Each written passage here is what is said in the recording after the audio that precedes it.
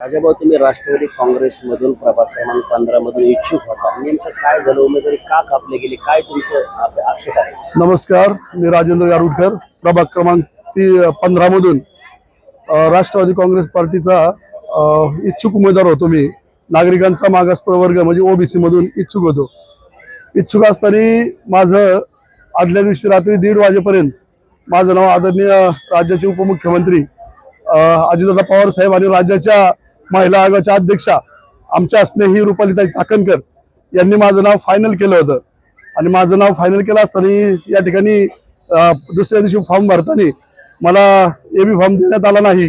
त्या एबी फॉर्मवरती खाडाखोड करून दुसऱ्याचं नाव टाकून त्या ठिकाणी मी राष्ट्रवादीचा प्रामाणिक कार्यकर्ता असताना त्या ठिकाणी मला डावललं गेलं आणि भारतीय जनता पार्टीच्या तिकडच्या कार्यकर्त्याला आयात करून उमेदवारी दिली.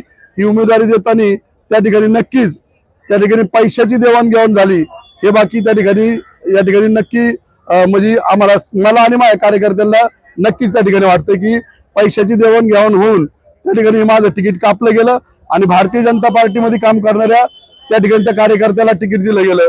रोकठोक महाराष्ट्राला सबस्क्राईब करा आणि बेल आयकॉनवर क्लिक करायला विसरू नका.